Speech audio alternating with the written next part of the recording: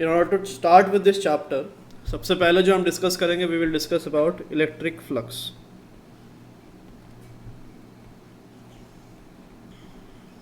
तो electric flux होता क्या है पहले तो ये देख लेते हैं.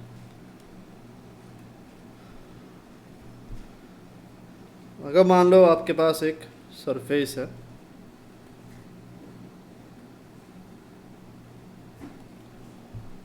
और इस सरफेस को इलेक्ट्रिक फील्ड लाइंस ऐसे कट करते हुए जा रहे हैं.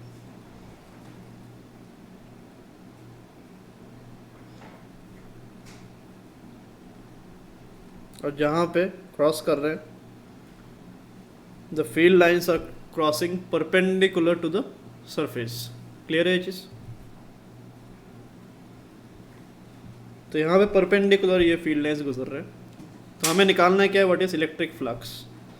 इलेक्ट्रिक फ्लक्स को हम कैसे डिफाइन करते हैं, देखो.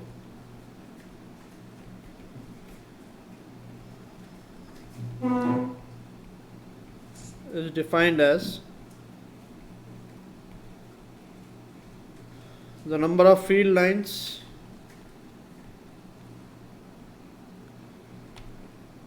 crossing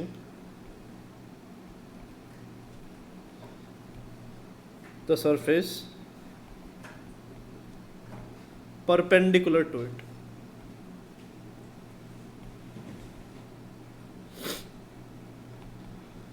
तो कितने फील्ड लाइंस परपेंडिकुलरली गुजर रहे हैं इस सरफेस से, उनको हम काउंट करेंगे, और उनको सारों का काउंट करने के बाद जो रिजल्ट मिलेगा वो क्या मिलेगा आपको, कि इस सरफेस से इलेक्ट्रिक फ्लक्स कितना जा रहा है. ठीक है. और इलेक्ट्रिक फ्लक्स को हम फाई से डिनोट करते हैं. फील्ड लाइंस सरफेस के परपेंडिकुलर है, वो हमें काउंट करना है. अब दिक्कत यहाँ पे क्या है कि फील्ड लाइंस ह्यूमन आई को दिखता नहीं है. So we can not visually see how the field lines are appearing and how many field lines are present which are perpendicular to the surface. So we have to find some other means by which we can do this.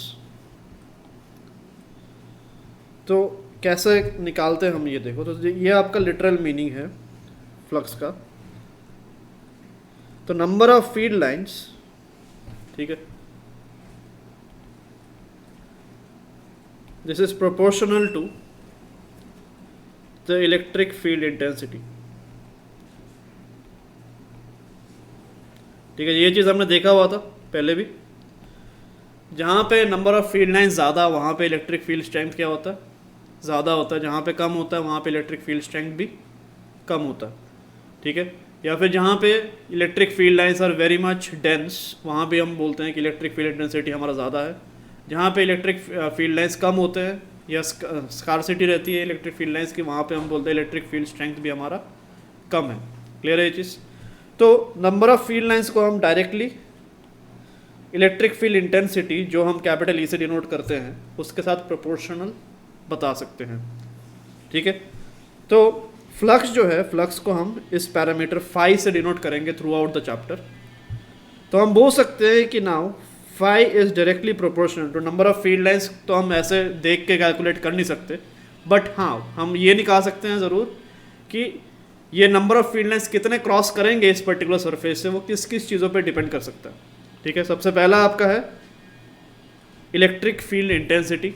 एक तो इस पर depend करेगा, जितना electric field intensity आपका ज़्यादा होगा उतना नंबर ऑफ लाइन्स ज़्यादा होंगे.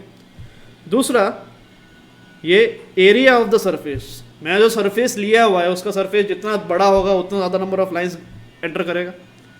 तो दोनों चीज़ों पे वो डिपेंड कर रहा है. ठीक है.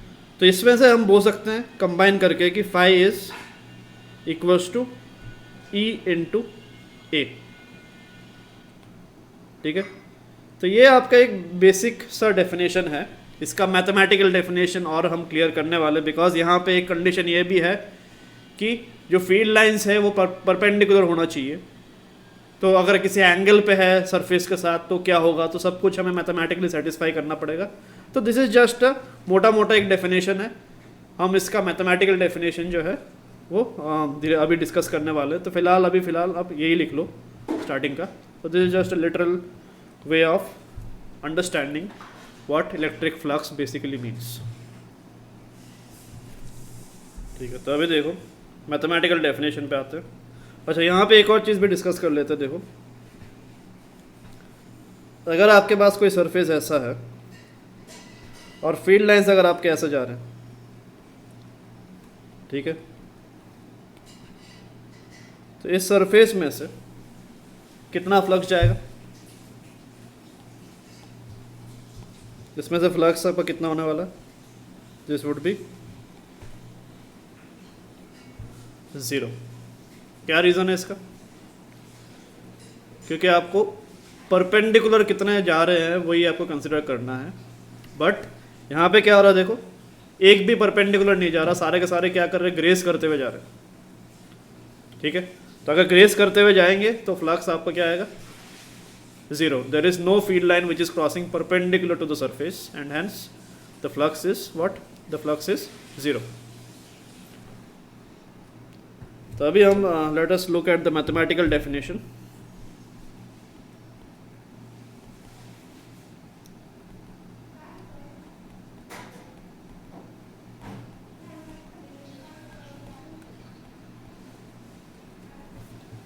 ठीक है, तो यहाँ पे देखो क्या है।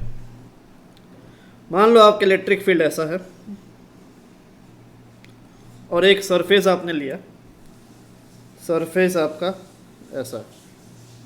ठीक है, तो यहाँ पे साफ दिख रहा है कि सरफेस आपका इलेक्ट्रिक फील्ड के परपेंडिकुलर तो नहीं है। ठीक है, तो अभी हम क्या करेंगे? अभी हम दो डायरेक्शंस बनाते हैं। देखो, एक डायरेक्शन जो सरफेस के अलोंग है और दूसरा डायरेक्शन जो सरफेस के परपेंडिकुलर है। इतना क्लियर है? तो ये आपका परपेंडिकुलर डायरेक्शन और ये पैरेलल डायरेक्शन। तो अभी हम क्या करेंगे? अभी हम इलेक्ट्रिक फील्ड को दोनों डायरेक्शंस में कंपोनेंट्स लेकर डिवाइड करेंगे। क्लियर है ये चीज़?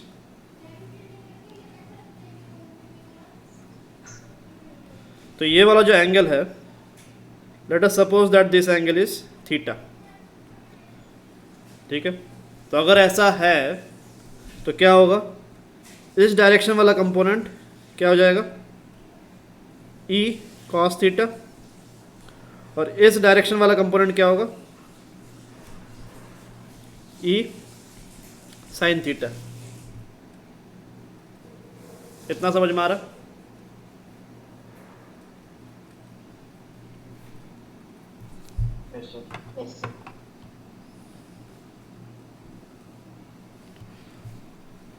अब देखो, नाउ एरिया जो होता है, area is also considered as a vector quantity. तो इस सरफेस का एरिया जो है, इस सरफेस का एरिया वेक्टर किस साइड होगा?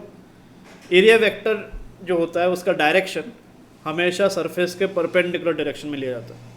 ठीक है, तो ये अगर आपका सरफेस है, एरिया वेक्टर आपका इस डायरेक्शन में होगा। ठीक है, तो area vector is always perpendicular to the surface of the perpendicular to the given surface. ठीक है, this is always taken in such manner. तो अब देखो, मैं बोल सकता हूं कि एरिया वेक्टर के अलोंग कंपोनेंट कितना है? ई कॉस थीटा, या फिर हम ऐसे ही बोल सकते हैं ई कॉस थीटा वो कंपोनेंट है जो इस सरफेस को परपेंडिकुलरली क्रॉस करता हुआ जा रहा है, और ई साइन थीटा कौन सा कंपोनेंट है जो इस सरफेस को ग्रेज करता हुआ जा रहा है। ये चीज़ समझ में आ रहा है? तो दो चीज़ें, दो points, E cos theta component crosses the surface perpendicularly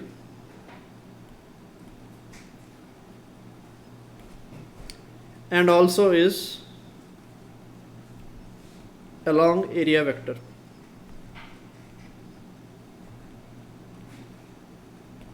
ठीक है, दूसरा इंपॉर्टेंट पॉइंट जो है that is E sine theta grazes the surface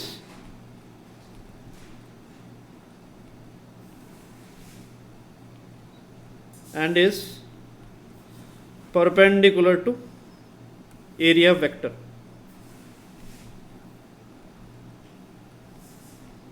तो यहाँ पे आपको सरफेस और एरिया वेक्टर दोनों अलग अलग चीज़ें हैं, ठीक है। इसको हम क्या बोल रहे हैं, दिस इज द सरफेस, और ये आपका क्या है, this is our area vector. तो सरफेस बोलोगे और एरिया वेक्टर बोलोगे तो दोनों चीज़ें आपके अलग अलग होने वाली है, दोनों सेम नहीं है, ठीक है। तो ई कॉस थीटा सरफेस के साथ परपेंडिकुलरली जा रहा है, बट एरिया वेक्टर के साथ अलोंग जा रहा है, ठीक है। ई साइन थीटा सरफेस के साथ पैरेलल है, बट एरिया वेक्टर के साथ परपेंडिकुलर है। तो दोनों चीज़ों में डिफरेंस है, तो ये चीज़ आपको ध्यान रखना पड़ेगा।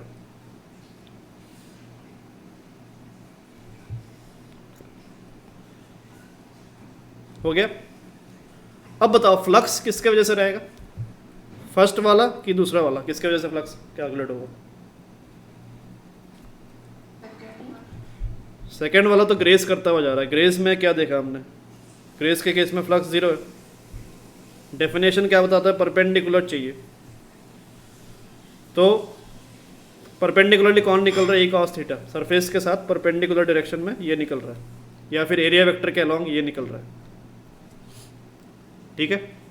तो फ्लक्स जो भी रहेगा इसके वजह से रहेगा, क्लियर। इसके वजह से फ्लक्स में कोई भी कंट्रीब्यूशन, इसके वजह से कोई भी कंट्रीब्यूशन नहीं होने वाला। इतना समझ आ रहा है?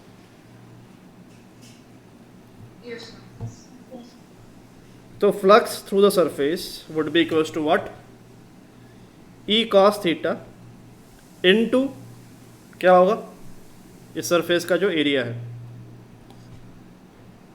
ए। इतना क्लियर है?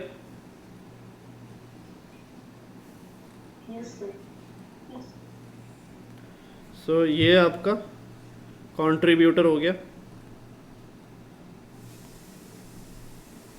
टू फ्लक्स, और ये विल नॉट कंट्रीब्यूट।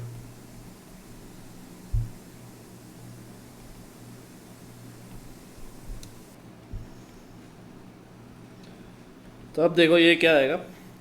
अब यहाँ पे देखो, इसको मैं ऐसे भी लिख सकता हूँ, ई ए कॉस थीटा रीअरेंज करके, ठीक है। तो अब देखो यहाँ पे ई वेक्टर जो है, ए वेक्टर जो है, और cos theta vector, sorry cos theta vector नहीं, और कॉस थीटा, तो यहाँ पे दो वेक्टर्स का मल्टीप्लाई हो रहा है, ई और ए। ई आपका वेक्टर क्वांटिटी इलेक्ट्रिक फील्ड हमें पता है, एरिया भी अभी हमने बताया कि क्या होता है, वेक्टर क्वांटिटी होता है।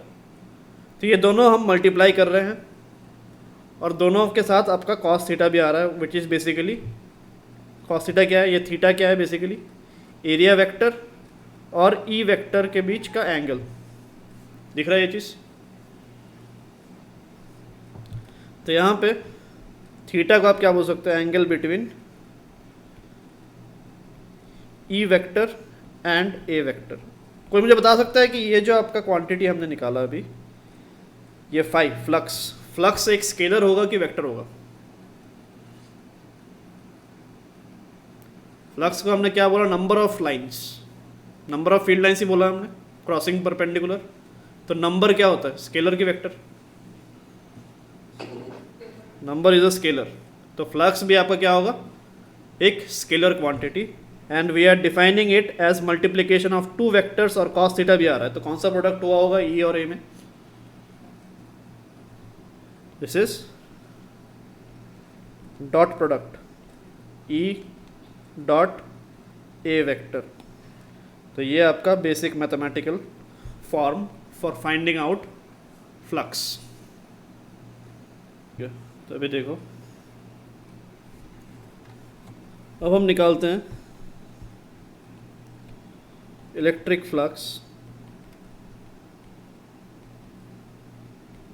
Through surfaces kept in uniform field।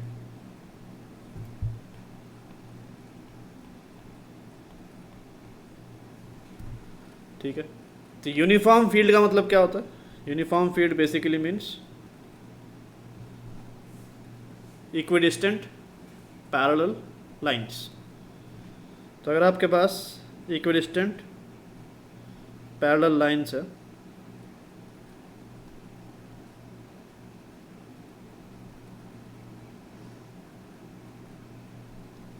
ठीक है। और यहाँ पे आपने अगर एक सरफेस लिया, ठीक है, मान लो this is how the surface looks like, ठीक है। और इस सरफेस का रेडियस जो है, ये मान लो रेडियस है r, और इलेक्ट्रिक फील्ड का स्ट्रेंथ आपका E है।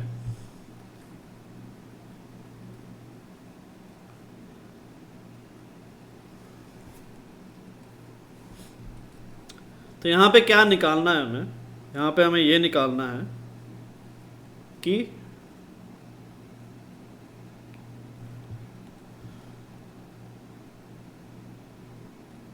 इसमें से कितना फ्लक्स जा रहा है, ठीक है। तो देखो कैसा तरीका होता है इसका।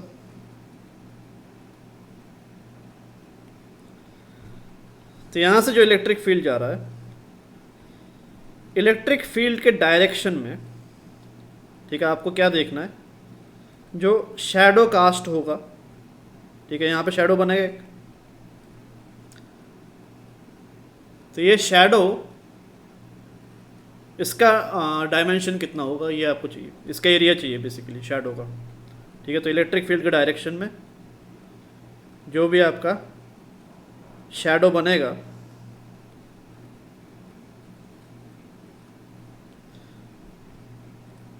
Shadow casted along electric field,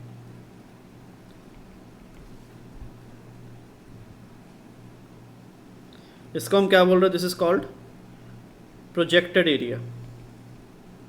कितना एरिया प्रोजेक्ट हुआ, ठीक है। तो ये प्रोजेक्टेड एरिया कितना होगा, इसका रेडियस कितना होगा, एक सर्कल ही बनेगा। शैडो कैसा होगा, इधर से अगर इलेक्ट्रिक फील्ड आ रहा है, जब इसमें से गुजरता हुआ जाएगा तो शैडो कैसा बनेगा, इसका एक सर्कल बनने वाला। ये चीज़ समझ में आ रहा?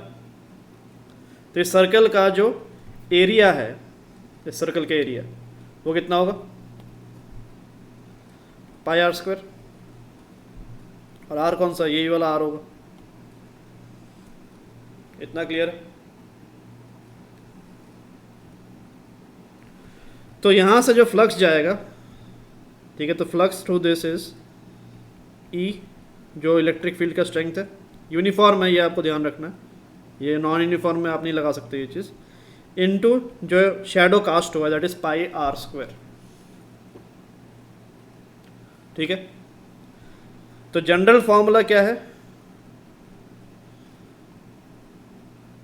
जनरल फॉर्मूला आपका बन गया phi is equals to E multiplied by projected area.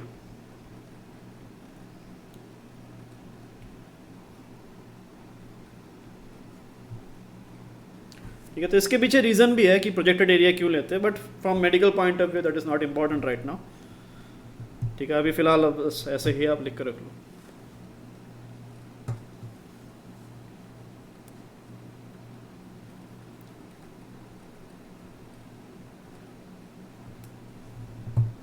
Electric field है, और इस यूनिफॉर्म इलेक्ट्रिक फील्ड में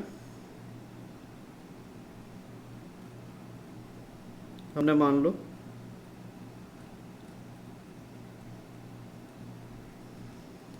एक ऐसा सिलेंडर रखा हुआ, ठीक है, आधा सा सिलेंडर है। इसका रेडियस जो है, द रेडियस इस मान लो r, और जो हाइट है दैट इज h मान लो। ठीक है, तो यहाँ पे अभी आपको निकालना है कि इसमें से कितना फ्लक्स जा रहा है, what is the flux through this particular surface. तो फाई कितना होगा इन दिस पर्टिकुलर केस।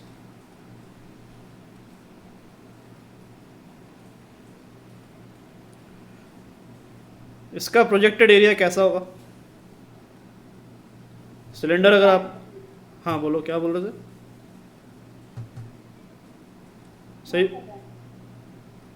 सही बोल रहे थे क्या, रेक्टेंगल? हाँ, बाकी को समझ में आ रहा है ये चीज़? द शेडो जो कास्ट होगा यहाँ पे वो एक रेक्टेंगल जैसा दिखेगा। क्लियर है? तो ये थोड़ा बस इमेजिनेशन आपको यूज़ करना है यहाँ पे। The shadow will look like a rectangle. ठीक है, तो यहाँ पे अगर आप देखो ये लेंथ कितना होगा बताओ? 2 टाइम्स आर, और ये एच। तो प्रोजेक्टेड एरिया कितना हो गया?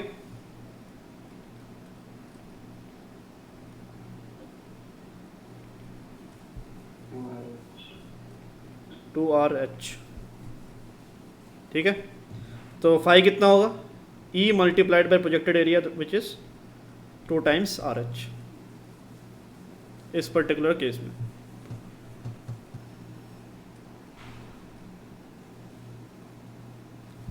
चलो अभी अगला देखते हैं। Electric flux through a closed surface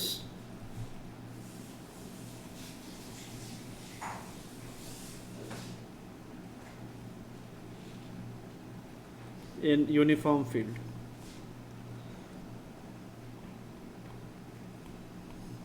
तो पिछले वाले आपके ओपन सरफेसेस थे, now we will talk about closed surfaces. ठीक है, तो ये आपके ओपन सरफेसेस थे, ये बेटर है आप यहाँ पे ओपन लिख कर रखो। ठीक है, मतलब ये इस साइड से ओपन था। ठीक है, ये फ्रंट साइड से ऑलवेयर ओपन। ठीक है,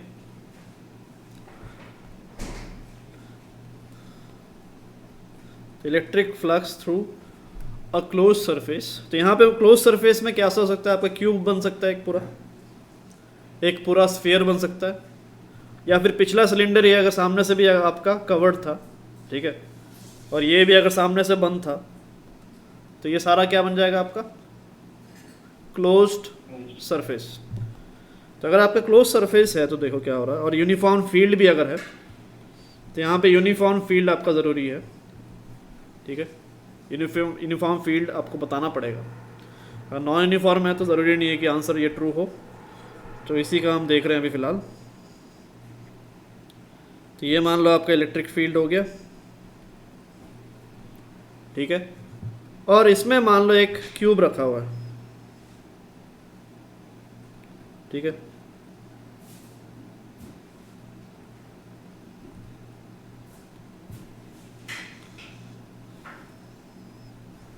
तो इस टाइप का एक क्यूब है।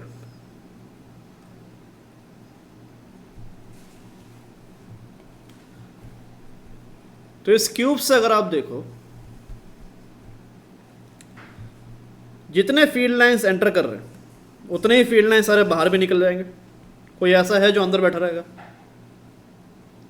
सारे फील्ड लाइंस जितना इनसाइड आया उतना ही आपका आउटसाइड भी चला गया। ठीक है, तो इस केस में क्या होगा? Net in flux is equal to net out flux. ठीक है, अब इनफ्लक्स के लिए आप क्या बोलोगे? इनफ्लक्स के लिए उसको पॉजिटिव मानोगे क्योंकि वो अंदर आ रहा है। ठीक है, और आउटफ्लक्स के लिए आपको क्या मानना पड़ेगा? नेगेटिव मानना पड़ेगा, या फिर आप उल्टा मानना चाहो तो उल्टा भी मान सकते हो। ठीक है, आउटफ्लक्स अगर आप पॉजिटिव मानोगे तो इनफ्लक्स को आपको नेगेटिव मानना पड़ेगा। तो नेट फ्लक्स क्या हो रहा है? जितना आ रहा है उतना निकल भी जा रहा है, तो नेट फ्लक्स आपका बन जाएगा 0। ठीक है, तो यहाँ पे number of field lines entering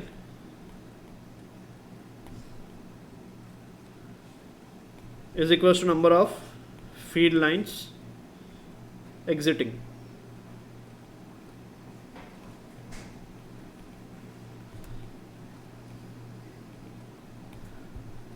ठीक है, तो अगर ऐसा है तो क्या होगा? Phi in is equals to phi in का magnitude is equals to phi in phi out का मैग्नीट्यूड, एंड नेट फ्लक्स क्या होगा?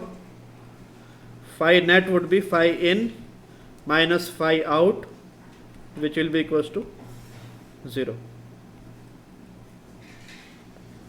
तो अगर आप एक क्लोज सरफेस रख दो कहाँ पे, यूनिफॉर्म फील्ड में, नॉन यूनिफॉर्म में ऐसा ज़रूरी नहीं है कि ज़ीरो, यूनिफॉर्म फील्ड में अगर आप रखो तो वहाँ पे नेट फ्लक्स आपका क्या होगा, ज़ीरो होगा।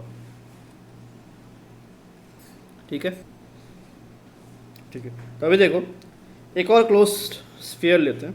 मान लो दिस इज अ स्फीयर और इसके अंदर हमने एक चार्ज रखा, मान लो क्यू। ठीक है, अब क्यू चार्ज की वजह से जो इलेक्ट्रिक फील्ड बनता है क्या वो यूनिफॉर्म होता है? यूनिफॉर्म के लिए क्या ज़रूरी है कि हर जगह सेम होना चाहिए वैल्यू। चार्ज की वजह से जो इलेक्ट्रिक फील्ड होता है वो हर जगह सेम होता है क्या? वो डिस्टेंस पे डिपेंड करता है, के क्यू बाई आर स्क्वायर होता है। तो जितना आप डिस्टेंस चेंज करोगे उतना आपका क्या होगा, चेंज होगा। और इलेक्ट्रिक फील्ड लाइन्स कैसे होता है पॉजिटिव चार्ज की वजह से, ऐसे बाहर की तरफ, ये हमने डिस्कस किया था लास्ट चैप्टर में। ठीक है, तो यहाँ पे अगर आप देखो इस क्लोज सरफेस से सारे फील्ड लाइंस बाहर ही जा रहे हैं, कुछ अंदर आ रहा है क्या? तो यहाँ पे क्या फ्लक्स ज़ीरो होगा? यहाँ पे फ्लक्स ज़ीरो नहीं होने वाला, यहाँ पे सब आउट ही है।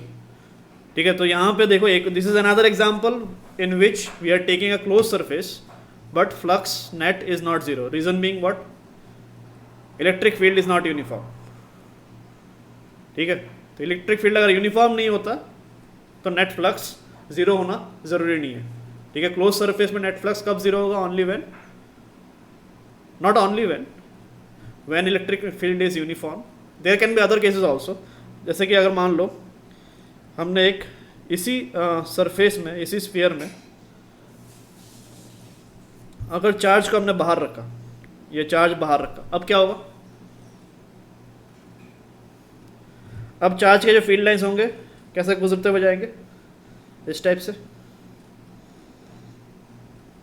ठीक है, इतना समझ में आ रहा है?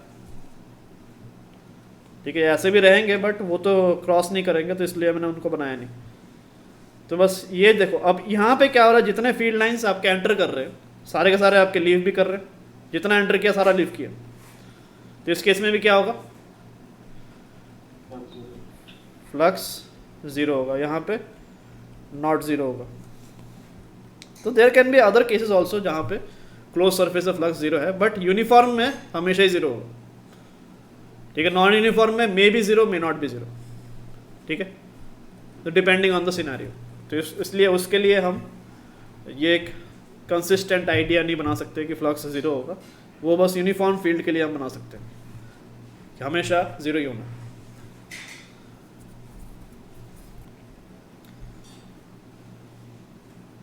अभी देखो, अभी हम डिफाइन करेंगे electric field through a surface और electric flux through a surface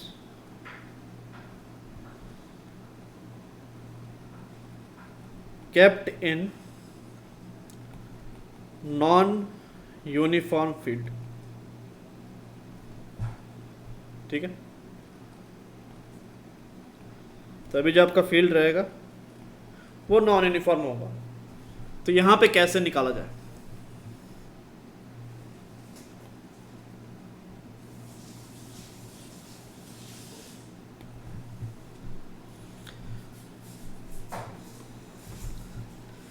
तो देखो यहाँ पे कैसे करेंगे। तो ये मान लो एक सरफेस है, ठीक है, एक आर्बिट्ररी आप सरफेस ले रहे हो, थोड़ा मान लो this is an arbitrary surface. ठीक है, अब नॉन यूनिफॉर्म इलेक्ट्रिक फील्ड का मतलब क्या है, हर जगह इलेक्ट्रिक फील्ड का अलग अलग वैल्यू रहेगा। ये जी समझ में आ रहा है? तो यहाँ पे अगर मैं जैसे इस सरफेस में जब यूनिफॉर्म फील्ड जा रहा था तो हमने सीधा E इंटू ए कर दिया फ्लक्स। क्यों कर पाया ऐसा? बिकॉज हर जगह हर पॉइंट पे क्या है, E है इलेक्ट्रिक फील्ड। समझ में आ रहा है ये चीज़? नॉन यूनिफॉर्म अगर है तो क्या होगा, इसी सरफेस के डिफरेंट पॉइंट्स पे, यहाँ पे यहाँ पे यहाँ पे at different points electric field की वैल्यू क्या होगी, डिफरेंट होने वाला। ठीक है, तो क्या हम सीधा E इंटू ए से काम कर सकते हैं? इससे काम नहीं चलेगा, बिकॉज E कहाँ का लोगे, एरिया कहाँ का लोगे, that will be a question then. ठीक है, या पूरे सरफेस का एरिया भी अगर आपने ले लिया, इलेक्ट्रिक फील्ड तो डिफरेंट पॉइंट पे डिफरेंट वैल्यूज रखता है, ठीक है, नॉन यूनिफॉर्म है करके। तो उस केस में कैसे निकाला जाए, कोई आइडिया क्या करें? हाँ, तो यहाँ पे एक ही रास्ता है, इंटीग्रेशन। अब इंटीग्रेशन होता है क्या है पहले तो वो समझ लेते हैं। अब देखो छोटा सा एक मैं इस पे पैच उठा रहा हूँ, ठीक है, तो I have assumed a small patch on this entire surface. यहां से आपका मान लो डी एरिया वेक्टर इस तरफ है और इलेक्ट्रिक फील्ड इस लोकेशन पे मान लो इस तरफ है,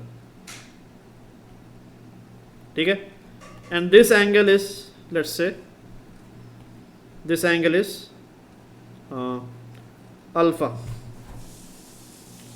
इतना क्लियर है, सिनेरियो क्लियर है। अब नॉन यूनिफॉर्म है तो डिफरेंट जगह पे इलेक्ट्रिक फील्ड की वैल्यू भी डिफरेंट होगी और डायरेक्शन वगैरह भी डिफरेंट होगा, ठीक है। यहाँ पे बस आप मैग्नीट्यूड लेके चलो, ठीक है, डायरेक्शन तो दिखाई दिया, वेक्टर और डालने की ज़रूरत नहीं है।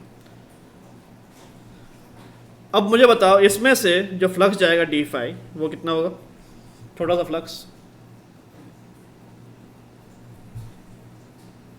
अब इतने छोटे से एरिया में तो आप मान सकते हो ना कि इसके हर पॉइंट पे सेम है इलेक्ट्रिक फील्ड, ठीक है। तो जो हमने पहले सीखा था फॉर्मूला उसके हिसाब से निकाल सकते हैं। ई इंटू कितना होगा, डी ए कॉस थीटा या कॉस अल्फा, बताओ ये चीज़ समझ में आ रहा है? ये बेसिक फार्मूला जो हमने सीखा फ्लक्स निकालने का वहीं से किया हमने। यहाँ पे इलेक्ट्रिक फील्ड इस तरफ है, एरिया इस तरफ है, दोनों में एंगल अल्फा है, ठीक है।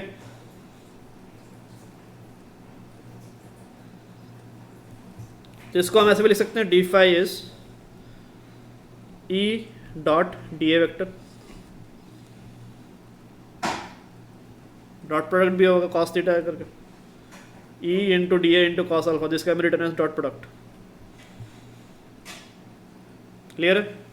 अब हमें क्या करना है, ऑल सच पैचेस, जितने भी ऐसे हम पैच बना सकते हैं, और कितने बनेंगे, इनफाइनाइट, सबको हमें क्या करना है, कवर अप करना है, सबको ऐड करना है, हर एक का फाई निकाल के, इसका डी फाई 2 मान लो, इसका डी फाई 3, इसका डी फाई 4, ऐसे करके इनफाइनाइट ऐसे रहेंगे। अब सबको क्या करना है, हमें सबको ऐड करना है, all such d phi. Clear है ये चीज़? तो आपको पूरे सरफेस से कितना फ्लक्स है पूरा मिल जाएगा, समझ में आ रहा है? तो अभी फाई नेट क्या होगा, summation of all such phi through all such small small patches. अब सिंस यहाँ पे इनफाइनाइट नंबर्स हैं जिनको हमें ऐड करना है, या इनफाइनाइट पैचेस हैं जिनको ऐड करना है, तो उसको हम किससे दिखाते हैं, समेशन से दिखाते हैं कि इंटीग्रेशन से दिखाते हैं? We use integration for such cases. तो फाई नेट क्या बन जाएगा, समेशन, ये जो है ये समेशन कन्वर्ट होके बन जाएगा इंटीग्रेशन डी फाई। क्लियर है?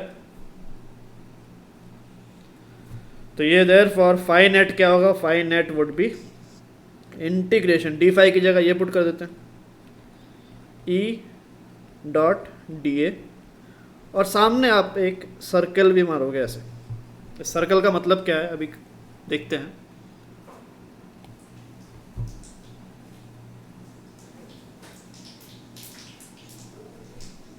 लिख लिया?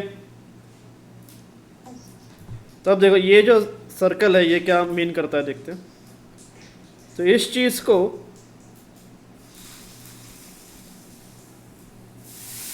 This is termed as surface integral.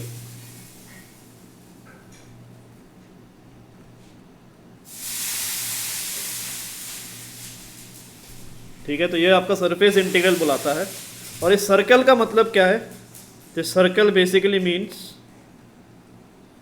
Doing integration over the entire surface.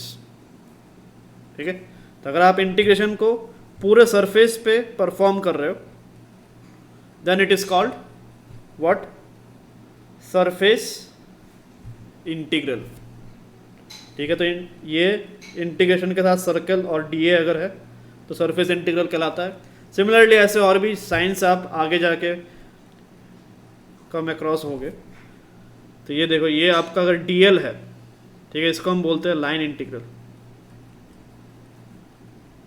तो यहाँ पे देखो क्या है, ये आपका इंटीग्रेशन और ये आपका सर्कल और ये डी एल।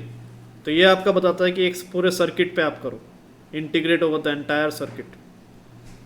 ठीक है, तो इसको क्या बोला जाता है, this is called line integral. तो ये सर्कल वाला इंटीग्रेशन के साथ अगर डी एल आ रहा है, इसको हम बोलते हैं line integral over the entire line. Circle वाले इंटीग्रेशन के साथ अगर डी ए आ रहा है तो इसको हम बोलते हैं सरफेस इंटीग्रल, मतलब कि ओवर द एंटायर सरफेस आपको इंटीग्रेशन परफॉर्म करना है। सिमिलरली अगर ये सर्कल वाला इंटीग्रेशन और डी वी आ रहा है तो this basically means volume integral, मतलब कि पूरे वॉल्यूम पे आपको इंटीग्रेशन परफॉर्म करना है। क्लियर है ये चीज? तो गॉसेस लॉ में हम इस सर्कल वाला और डी ए ये हम बहुत यूज़ करेंगे। तो इसका मीनिंग आपको क्लियर रहना चाहिए कि यार बेसिकली ये कन्वे कर रहा है कि you have to perform the integration of the entire surface. यहाँ पे कोई लिमिट्स नहीं है कि ए से बी आप जा रहे हो, ऐसा नहीं है। ठीक है, ये पूरा सरफेस पे आप कर रहे हो, तो दैट इज कॉल्ड, उसको हम सर्कल से डिनोट करते हैं।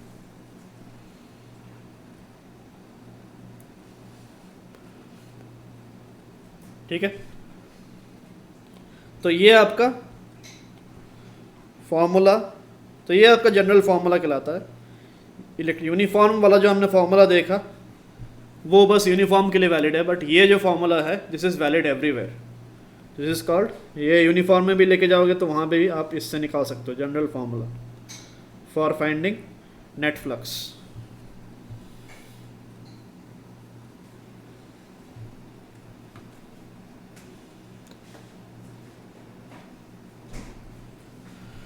अब देखो आगे क्या करते हैं। अब हम सॉलिड एंगल को इंट्रोड्यूस करवाएंगे। सॉलिड एंगल हमने पहले भी एक बार पढ़ा था, कहाँ पे? सॉलिड एंगल पहले वर्ड सुना है? यूनिट्स एंड डायमेंशन में। तो यूनिट्स एंड डायमेंशन में सप्लीमेंट्री क्वांटिटीज़ करके आपका एक टॉपिक आया था। वहाँ पे दो टाइप के डायमेंशंस, सॉरी दो टाइप के फिजिकल क्वांटिटीज़ आपने देखे थे। एक प्लेन एंगल जो थीटा होता है नॉर्मली, और एक सॉलिड एंगल आपने देखा था जिसको ओमेगा से डिनोट करते हैं, उसका यूनिट स्टेरेडियन होता है। थीटा का, प्लेन एंगल का थीटा होता है वेरिएबल और उसको रेडियन से डिनोट करते हैं। Solid angle is denoted by omega and its unit is steradian. ठीक है, तो अभी देखते हैं इसका अभी वापस से क्या होता है। तो इससे पहले आपको जो समझना पड़ेगा प्लेन एंगल कैसे बताया जाता है। ठीक है, तो प्लेन एंगल का क्या है, देखो अगर आपके पास एक सर्कुलर आर्क है, ठीक है, plane angle basically circular arc के लिए ही डिफाइन होता है। तो अगर आपके पास एक सर्कुलर आर्क है और इस सर्कुलर आर्क का लेंथ जो है दैट इज एस मान लो, ठीक है, और ये सेंटर पे थीटा एंगल सबटेंड कर रहा है मान लो, and the radius is R. ठीक है, तो ये थीटा कितना होता है, एस अपॉन आर। ठीक है, तो this is arc of a circle.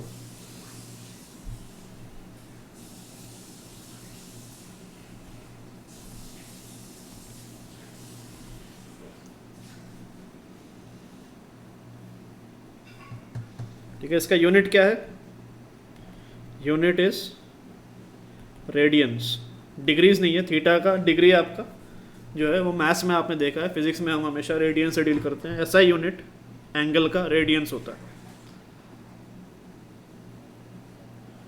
ठीक है, एक कंप्लीट सर्कल सेंटर पे कितना एंगल सबटेंड करता है,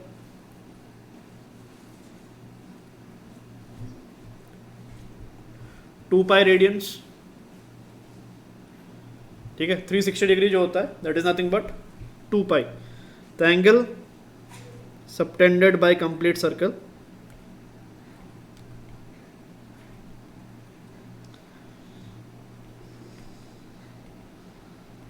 at centre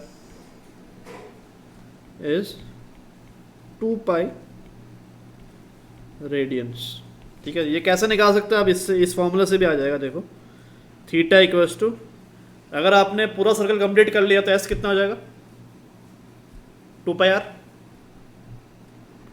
divide by are करो, देखो कैंसिल हो गया 2 पाई बन रहा है। ठीक है, तो कंप्लीट सर्कल आपका इतना ही सबटेंड करता है।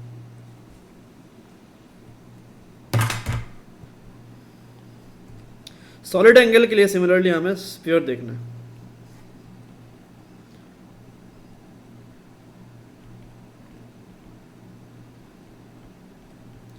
तो मान लो आपके पास एक कंप्लीट स्फीयर है। ठीक है, this is a sphere not a circle, तो दिस इज अ स्फीयर। और इसमें से आपने मान लो एक छोटा सा पैच उठाया इसमें, which has a certain area, मान लो कि इसका एरिया है ए के बराबर। क्लियर है? तो अभी ये सॉलिड स्फीयर सेंटर पे प्लेन एंगल नहीं बल्कि सॉलिड एंगल सबटेंड करता है। सर्कल क्या करता है सेंटर पे, प्लेन एंगल सबटेंड करता है, और सॉलिड स्फीयर सेंटर पे क्या सबटेंड करता है, सॉलिड एंगल।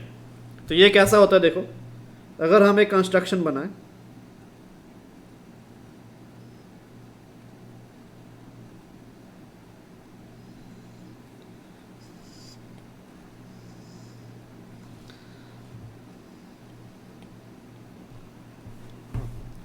तो ये जो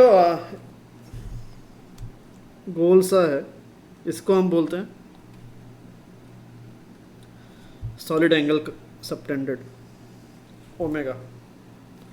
ठीक है, तो ये ओमेगा कितना होने वाला है, ओमेगा वुड बी एरिया, जो भी एरिया है, डिवाइडेड बाय रेडियस, स्फीयर का आर है, डिवाइड बाय आर स्क्वायर। हो गया। अब ये कंप्लीट स्फीयर जो है वो सेंटर पे कितना एंगल सबटेंड करेगा, कंप्लीट स्फीयर अगर आपने लिया तो एरिया कितना बन जाएगा, what will be the area, पूरे स्फीयर का कितना होता है 4 pi are square, surface area of a sphere. तो पुट करो तो कितना आएगा,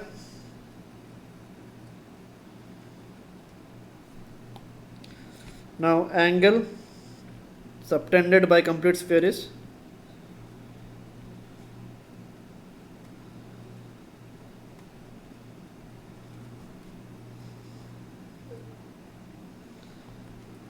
फोर पाई स्टेरेडियन। ठीक है, दिस इज कॉल्ड स्टेरेडियन।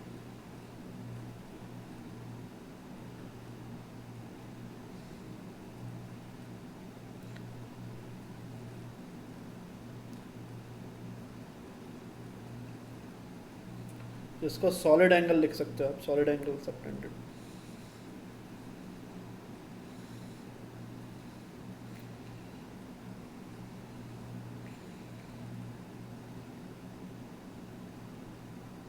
ठीक है, तो यहाँ से आप ये भी लिख सकते हो कि फुल का 4 पाई आर स्क्वायर एरिया बन जाएगा, डिवाइड बाय आर स्क्वायर, तो ये आपका 4 पाई बन रहा है। कर लेते हैं। तो ये तो आपका सर्कल और स्फीयर अगर था तो कैसे एंगल सबटेंडेड निकालते हैं। अभी हम देखेंगे कि जनरल अगर कुछ दिया हुआ, जैसे कि एक नॉर्मल लाइन सेगमेंट दिया हुआ, ठीक है, तो ये किसी पॉइंट पे कितना एंगल सबटेंड करता है ये कैसे निकाला जाए। ठीक है, प्लेन एंगल का देखते पहले, उसके बाद फिर जनरल किसी सरफेस का किसी पॉइंट पे कितना एंगल सबटेंड करता है वो देखेंगे। तो एंगल सबटेंडेड बाय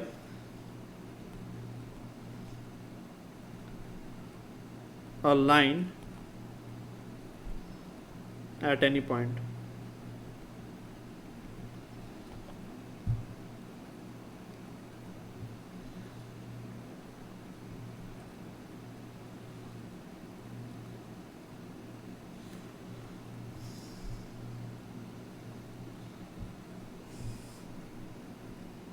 ठीक है, तो अभी देखो इसको कैसे देखा जाता है।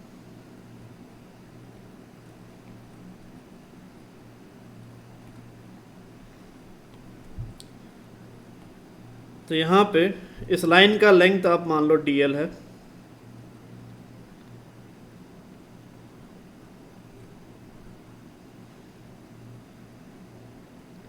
dl लेंथ मान लो। अब देखो यहाँ पे दिख रहा है कि एंगल सबटेंड कितना हुआ है,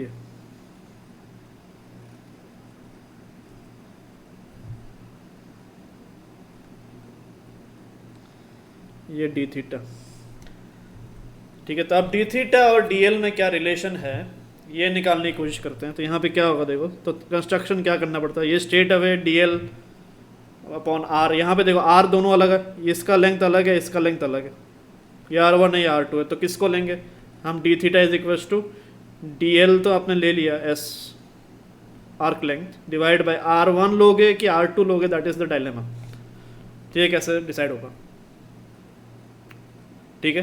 तो इसके लिए हम करते हैं क्या है, देखो सबसे पहले आपको सेंटर से इस लाइन के सेंटर पे, तो जो सेंटर से नहीं, जो पॉइंट आप जिसके बाद डिफाइन करना चाह रहे हो, ठीक है, पॉइंट ए से लेके इस लाइन के सेंटर पे एक स्ट्रेट लाइन बनाओ। ठीक है, इसका लेंथ मान लो r है और इसको एक्सटेंड कर दो। ठीक है, अब आपको क्या करना है, एक और स्ट्रेट लाइन बनाओ जो इस लाइन के परपेंडिकुलर हो। ठीक है, इसको डीएल वेक्टर मान सकते हो आप।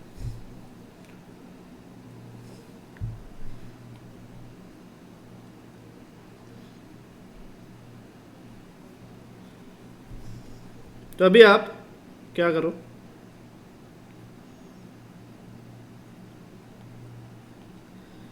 ये जो डीएल लेंथ है, ठीक है, ये इसके साथ ये डीएल लेंथ, इसका परपेंडिकुलर कंपोनेंट, मतलब कि आर के साथ परपेंडिकुलर डीएल का कितना लेंथ प्रेजेंट है वो हमें निकालना है।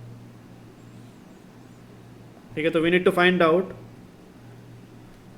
कि डीएल लेंथ आर के परपेंडिकुलर डायरेक्शन में कितना कंट्रीब्यूट कर रहा है। ठीक है, बिकॉज ऐसा क्यों है, बिकॉज सर्कल में जब आप आर्क लेते हो, ठीक है, सेंटर वाला लाइन हमेशा इसके साथ टेंजेंट में ही रहता है, तो परपेंडिकुलर ऑलरेडी होता है वो।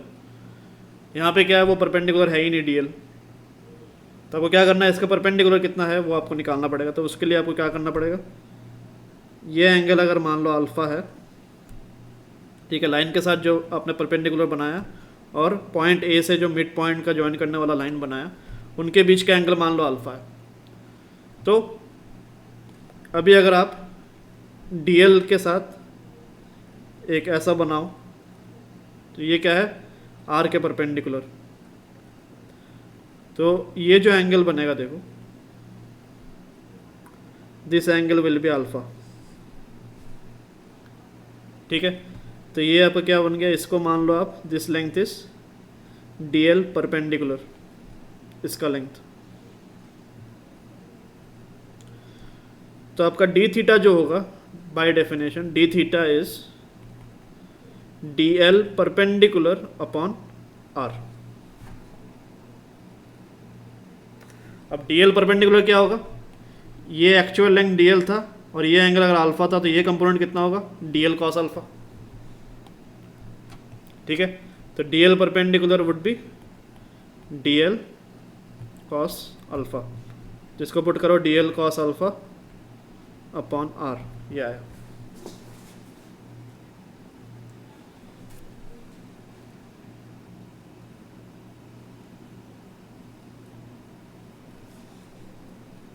हो गया।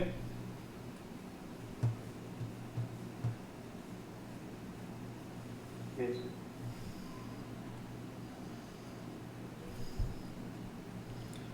Solid angle subtended by an area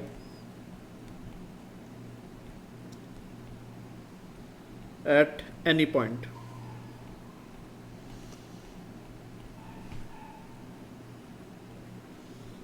तो मान लो ये आपका एक एरिया है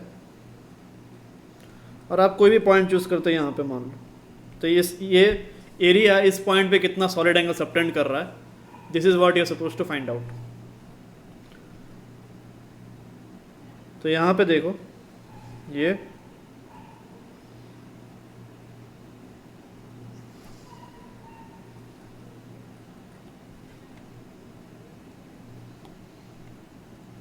और ये, बट यहाँ पे वही चीज़ दिक्कत हो रही है, यहाँ R1 है यहाँ R2 है, कौन सा लिया जाए, that is the question again. ठीक है, तो यहाँ पे सॉलिड एंगल के लिए क्या करेंगे, देखो वापस से वही पॉइंट से एरिया के सेंटर पॉइंट पे एक स्ट्रेट लाइन हमें बनाना है। ठीक है, तो स्ट्रेट लाइन बनाने से क्या होगा,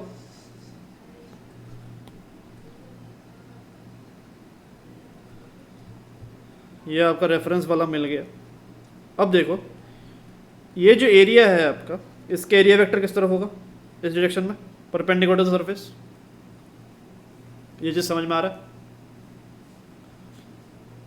तो ये हमारा सेंट्रल लाइन है और ये आपका एरिया है DA।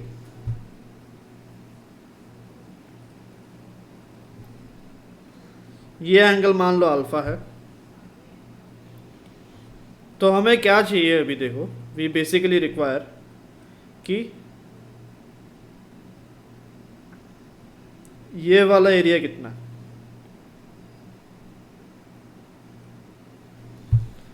ठीक है, तो ये एरिया क्या बन रहा है, सेंट्रल लाइन के परपेंडिकुलर। तो डिफाइन करने के लिए हमें यही काम आएगा। ये मान लो आपका लेंथ जो है, ये लेंथ आपका मान लो R है सेंट्रल लाइन का, और ये जो एरिया होगा ये कौन सा होगा, इसका एरिया वेक्टर कौन सा होगा बताओ, इसका एरिया वेक्टर ये वाला होगा।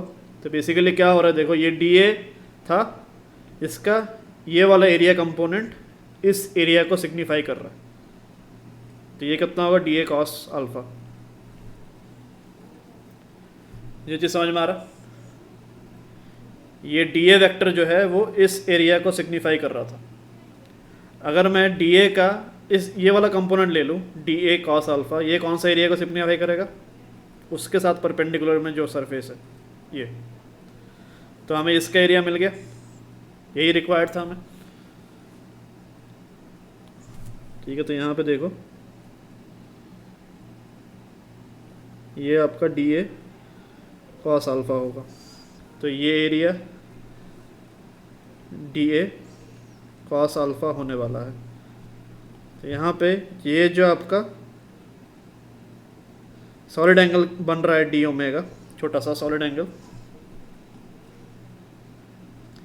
तो D ओमेगा कितना होगा, DA cos अल्फा, जो हमारा सेंट्रल लाइन के परपेंडिकुलर डायरेक्शन में जो एरिया है, divided by square of the central line का लेंथ। ठीक है, तो ये हमारा डिफाइन होता है solid angle subtended by any surface at any point. ठीक है, तो यहाँ पे we are not talking about any sphere, we are talking about any surface at any point. सबको कि फ्लक्स हम निकाल ही क्यों रहे, is there any significance at all, कि हम फ्लक्स निकालने से कोई फ़ायदा होता है कि नहीं, वो हम अभी देखने वाले हैं। So now we will talk about Gauss's law और उसका statement.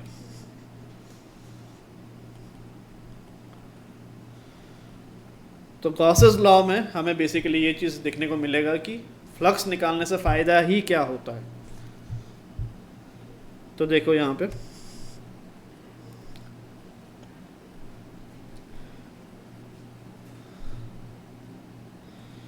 the net flux through any closed surface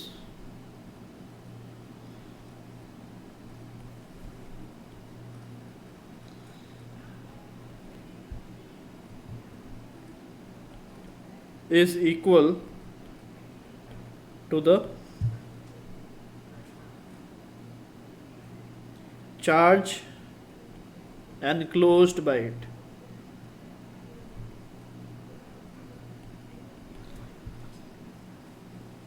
ठीक है, तो कोई भी क्लोज सरफेस अगर है, कोई भी क्लोज सरफेस आपने लिया, इसमें से अगर आपने नेट फ्लक्स निकाल लिया तो आपको क्या मिलेगा कि अंदर इस सरफेस के कितना चार्ज प्रेजेंट है, ये आपको मिल जाता है। तो that is the use of flux basically.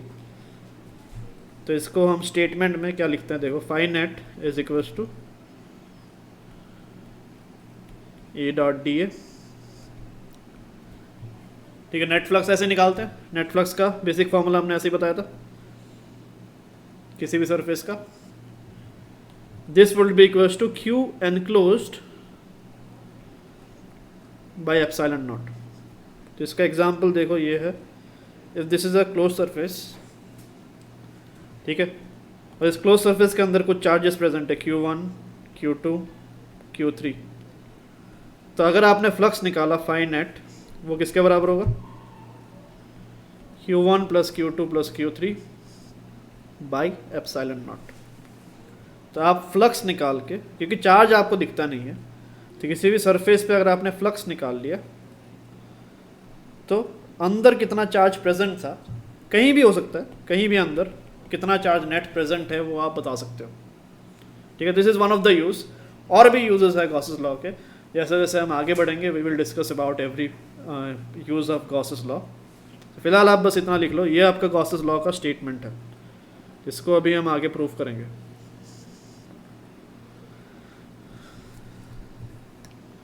तभी देखो गॉसेस लॉ का प्रूफ देखते हैं।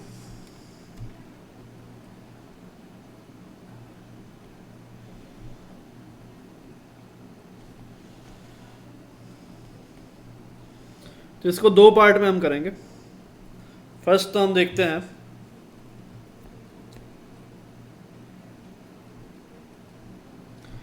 इलेक्ट्रिक फ्लक्स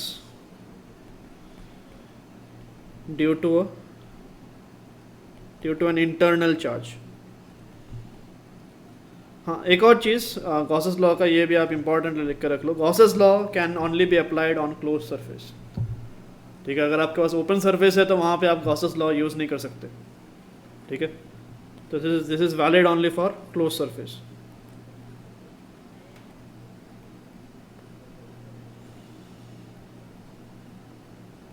जब भी आप गॉसेस लॉ अप्लाई करने की कोशिश करोगे, यू हैव टू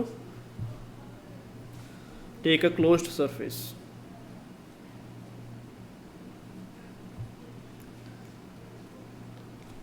और ये जो सरफेस है ये आपको क्वेश्चन में दिया नहीं रहता।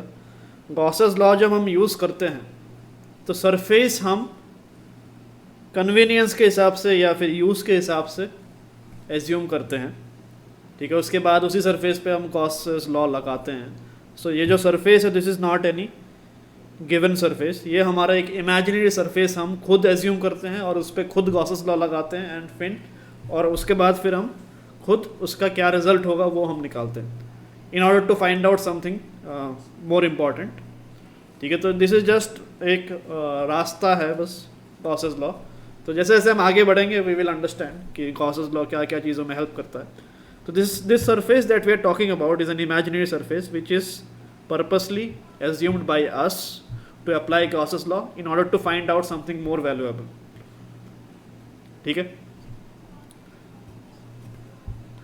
तो electric flux due to an internal charge, पहले तो हम ये देखते हैं कैसे कैलकुलेट किया जाता है। तो ये आपका मान लो this is a arbitrary surface और यहाँ पे एक इलेक्ट्रिक चार्ज है, मान लो चार्ज Q। तो अभी हमें क्या निकालना है, इस चार्ज के वजह से पूरे सरफेस पे फ्लक्स कितना है। ठीक है, that is what we have to calculate. इसके लिए हम क्या करेंगे, एक छोटा सा पैच हम उठाते हैं ऑन द सरफेस,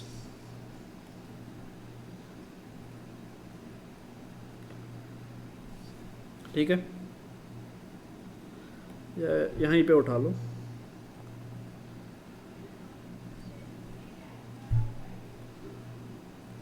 तो इस चार्ज के वजह से यहाँ पे जो इलेक्ट्रिक फील्ड होगा, इलेक्ट्रिक फील्ड किस तरफ होगा, इस तरफ, अवे फ्रॉम द चार्ज, ठीक है।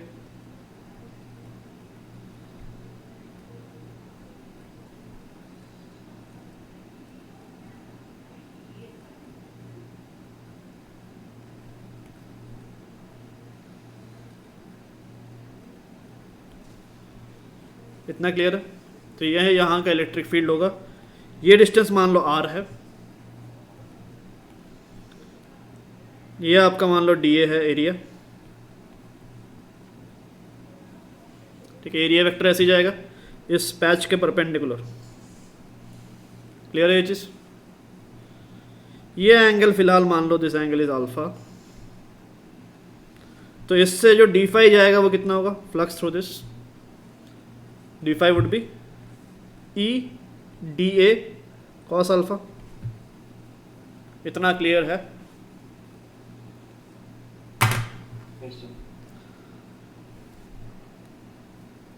अब E की वैल्यू कितनी होगी, E वुड बी, चार्ज का पता है हमें, r डिस्टेंस दूर है जो पैच हमने लिया, तो चार्ज से ये पैच आपका r डिस्टेंस दूर है, तो यहाँ पे इलेक्ट्रिक फील्ड कितना होगा, k⁴/r²। k का हम वैल्यू पुट कर लेंगे, k को एज k नहीं रखेंगे, यहाँ पे 1/4πε0 q/r²। ये क्लियर है सबको।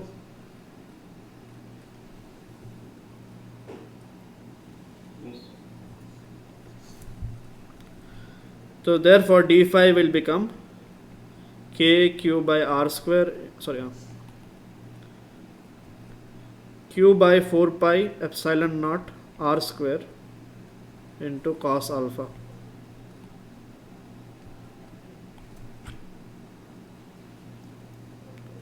ठीक है।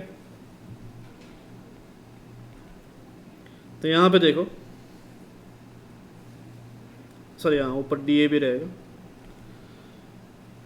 तो यहाँ पे q/4πε0 को एक साथ ले आओ और dA cos alpha upon r² को एक साथ ले जाओ। कर सकते हैं ऐसा।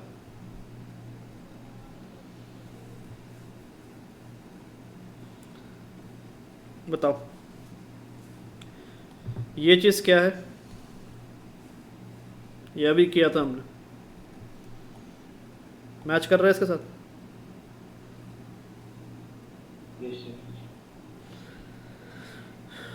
तो ये आपका dA cos alpha by r², इसको हम क्या बोल सकते हैं, this is nothing but the small angle, solid angle subtended by this patch. ये आपका d ओमेगा है, एंड d ओमेगा कितना है, इसके बराबर। ठीक है। तो therefore d phi q/4πε0 d omega. ठीक है। अब फाई कंप्लीट निकालने के लिए क्या करेंगे, दोनों साइड इंटीग्रेशन। तो phi net would be q/4πε0 बाहर रहेगा इंटीग्रेशन के, ठीक है, क्यों कांस्टेंट है इसलिए, ठीक है, q कांस्टेंट है, 4 कांस्टेंट है, पाई ε0 सब कांस्टेंट है। यहाँ पे line integral, sorry surface integral of d omega, ऐसे लिखेंगे, पूरा सरफेस पे करना है हमें।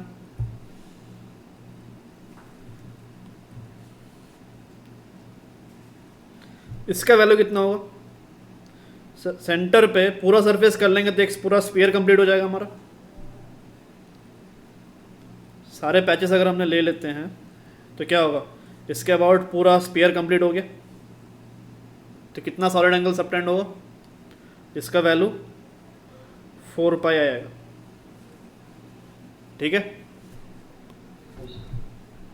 तो फाई नेट q/4πε0 इंटू 4 पाई। ठीक है। तो 4 पाई और 4 पाई कैंसिल,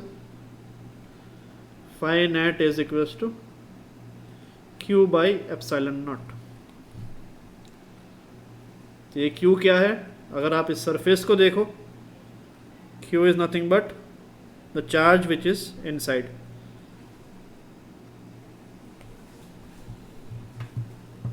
ठीक है,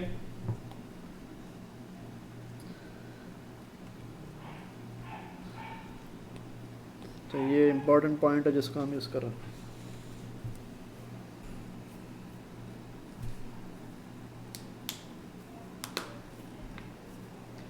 तो ये गॉसेस लॉ का जो एंटायर प्रूफ है उसका एक फर्स्ट पार्ट है ये। ठीक है, इसका सेकंड पार्ट भी हम करेंगे।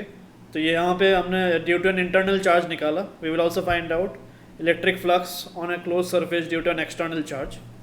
ठीक है, उसके बाद फिर दोनों आइडियाज़ को कंबाइन करके we will talk about Gauss's law, because Gauss's law में जो भी आपका नेट फ्लक्स होता है that is only due to internal charge, and उसका रीज़न क्या है वो भी हमें सेटिस्फाई करवाना पड़ेगा। That means we have to also proof internal charge की वजह से फ्लक्स तो हमें दिख ही रहा है कि फाइनाइट हमें मिल गया, फाइन, कि क्यू बाई एप्सिलॉन नॉट है।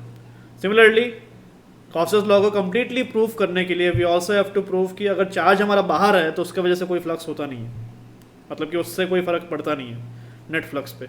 उस चीज़ को भी हमें प्रूव करना है। Only then we will be able to sum up both this ideas to get the entire statement of Gauss's law. ठीक है, तो अगले लेक्चर में हम वही चीज़ देखेंगे कि एक एक्सटर्नल चार्ज की वजह से फ्लक्स कितना होता है, कैसे होता है। ठीक है, चलो ठीक है, आज इतने रखते हैं। Thank you everyone.